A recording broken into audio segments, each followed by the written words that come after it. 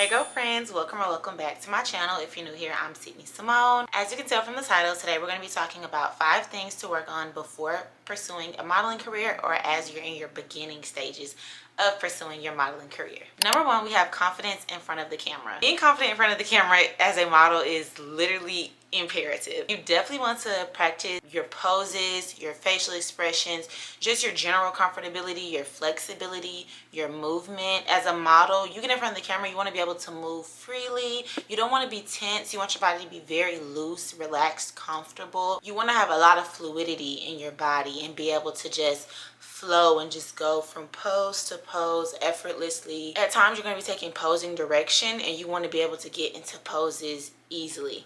Of course, sometimes a photographer might have to tweak you or move your arm or tell you to change small things, but you don't want to be completely awkward. Me personally, as a model, my goal is to always need as little posing direction as possible. When I first start a photo shoot, I usually like to just flow and just do my own poses, do my own thing.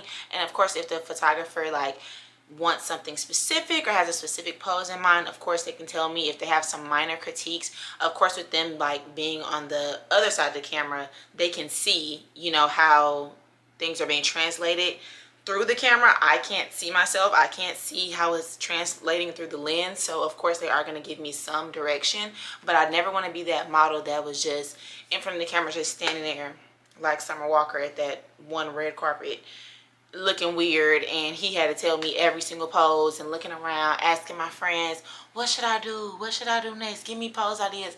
No, that's not gonna cut it. You're never gonna get booked again. That photographer is never gonna want to work with you again. So definitely work on your confidence in front of the camera. Maybe you should sit down and make some mock YouTube videos, or maybe make some TikToks, make some try-on hauls, or make some get ready with me's, or something to just build your confidence in the camera. Or set your phone up and just practice poses. Put your phone in a tripod and just practice doing different poses and hold each pose for 3 seconds.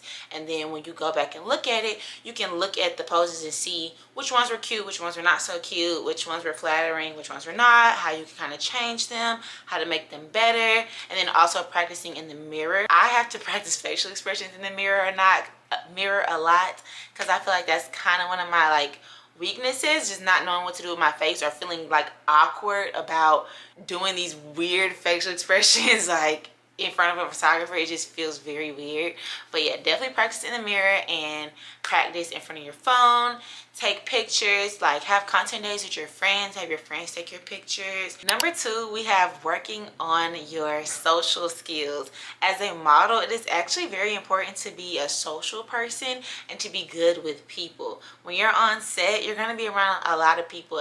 You're at least going to be around the photographer, and hopefully you brought a friend as well. But a lot of times there'll be a makeup artist, a stylist, a hairstylist. Sometimes the photographer will have someone doing behind the scenes content, or they'll have a friend with them. And it's just important that you have social skills and that you're a likable person, because people are definitely going to take that into account when it comes to considering working with you again.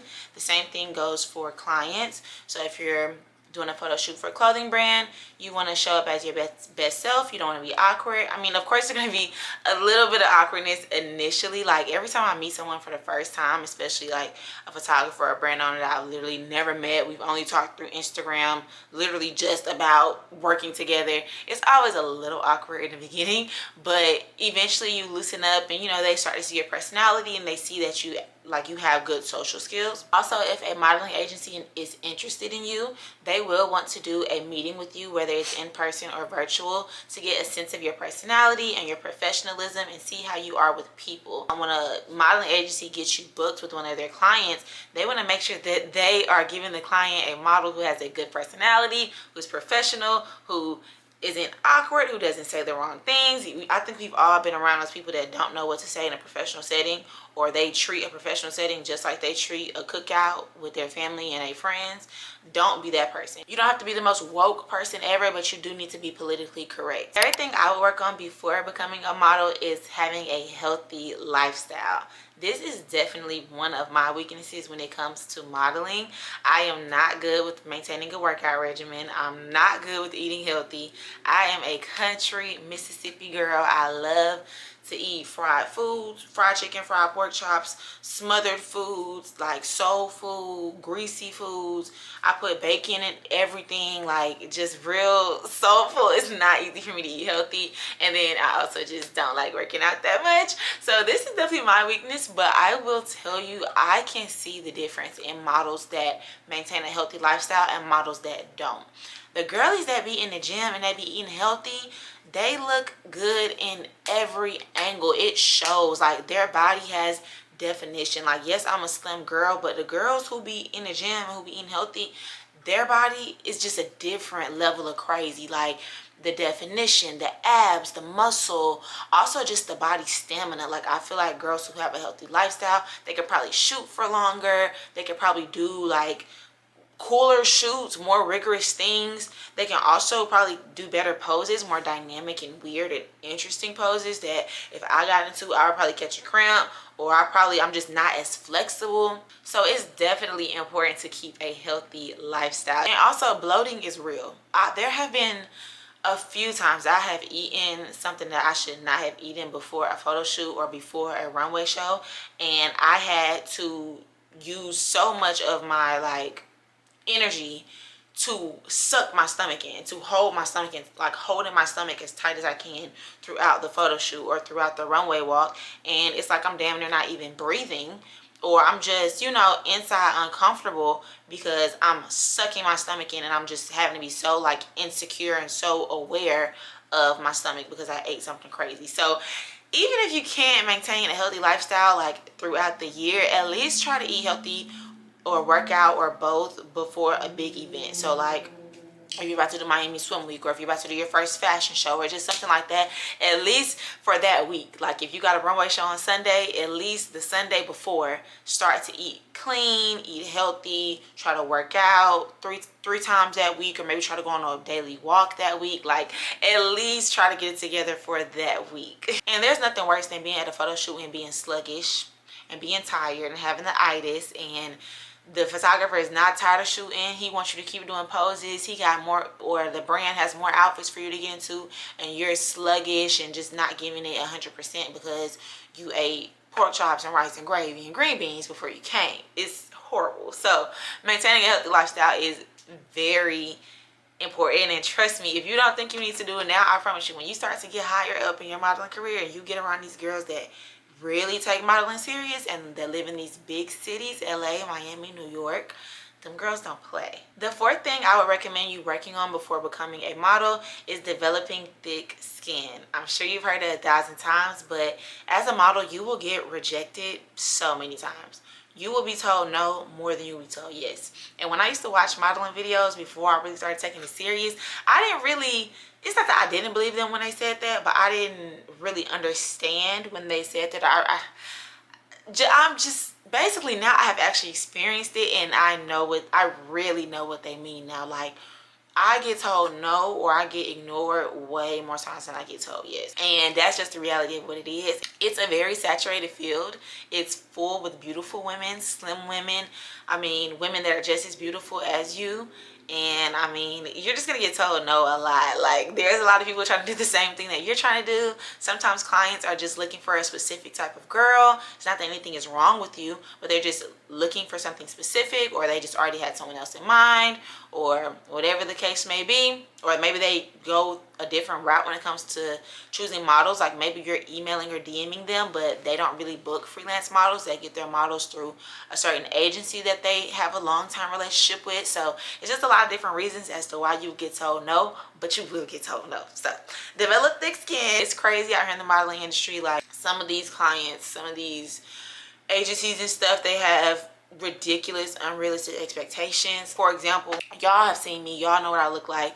I'm a very slim girl, and one day I was doing a meeting with the agency, and I was telling them my measurements, and I told them that my hip measurement was a 38, maybe a 39. And when I said that, they were like, oh, you have a big butt, your butt is big. And I mean, I don't think they really meant anything harmful by it, but they definitely made sure to let me know that my butt was bigger than what they usually go for. Like, they basically were like, yeah, everything sounded good until you said the hip part. Like, you do have a big butt, girl. Like, let me look at your picture and really make sure that's the right measurement. And they're like, oh yeah, that's right, you know, yeah, da da da. Okay, well, you know, we'll let you know in a week or two. I don't think they meant anything bad by that, but that just goes to show you how crazy and unrealistic like expectations can be in the modeling world. Because if y'all have seen me, in what world do I have a big butt? In what world? Like, in what world do I have a big butt? Do I have a nice butt for my frame? Yes. Do I have a nice shape for my frame? Yes. But do I just have a big juicy booty? No. Like, no. I wear a size 4. You know, yeah. So that just goes to show you, like, sometimes they are going to say little things that, you know, kind of rub you the wrong way. And a lot of times as a model, especially when you're taking it serious, you kind of take things personally, and you're just like, I don't know, I feel like as a model sometimes I just put so much into what people say because I really want to be good, and I really want to, I want to book jobs, I want to be better, I want to get better, like, you know, I just want to improve. So sometimes, like, hearing things like that, it is kind of like, damn, like, it kind of gets to you because you just, I don't know, you're just so serious about it and passionate about it, and like anything that someone says is kind of like, you kind of take it serious. But you really have to learn how to have thick skin, roll with the punches. It's very important to already know who you are before you become a model. Do not let modeling define you. Don't equate your self-worth with like the amount of jobs you book or the amount of photo shoots you get or how many likes you get, because that stuff just doesn't matter. I mean, you know, if you have a great month and you get 5 bookings, great. And if you have 6 months where you don't get any bookings, you're still just as cool and amazing of a person as you were the month when you got 5 bookings. Also, this wasn't even in my notes, but like, as a model, it is very hard to not compare yourself to people. Like, you're gonna see a lot of girls booking jobs that you want to book. Some of them will be girls that started after you, or that you feel like aren't as talented as you, or you feel like they just got it because they have a lot of followers, or because they're racially ambiguous, or whatever the case may be. But hey, I mean, it is what it is. We can complain about it, we can vent about it, but at the end of the day, we got to keep pushing, we got to keep moving, because it just is what it is, you know. So just develop thick skin, know who you are, don't compare yourself to others. Remember that your time is coming, and that the amount of bookings you get or the amount of likes and followers you get does not define you. And the 5th thing I would work on before becoming a model, or in my beginning stages of becoming a model, is knowing how to do your own hair and makeup. In the beginning, a lot of the gigs that you'll get, the makeup and hair will not be included. They will expect you to come hair and makeup ready. And so you're gonna need to know how to do your makeup and hair in a way that is going to look good on camera. If you show up and you look in a hot mess, they are going to be upset and they're not going to book you again. So that's, you know, definitely something you need to work on, unless you want to get your hair and makeup done professionally every time, but you are going to lose a lot of money. Like, if it's a free gig and you paying $80 to get your makeup done, that don't really make sense. Or if it's $100 gig, you paying $80 to get your makeup done, you really only made $20. So really learn how to do your hair and makeup. It's also going to save you when you are on set with a makeup artist or hairstylist and they don't know what they're doing, or they don't know how to do makeup on dark skin. I have been there before. One time I got my makeup done by a palm colored makeup artist for a shoot, and it was just evident that she didn't know about dark skin. She put very neutral makeup on my face, like neutral and cool toned, and I'm obviously a warm tone girly. Like, it's so obvious that I'm warm tone. Just the lip color she chose was weird. She didn't know to use like lip liner. Like, literally everyone knows black girls, we wear a lip liner. We don't just put lipstick or colored lip gloss on our lips. We line our lips first. Like, that's, everyone knows that. She didn't know to do that. So I had to go in the bathroom and tweak it. I had to, you know, line my lips, change some things up a little bit, add like my warm bronzer. You know, I didn't take it completely off, but I just tweaked it and made it look better.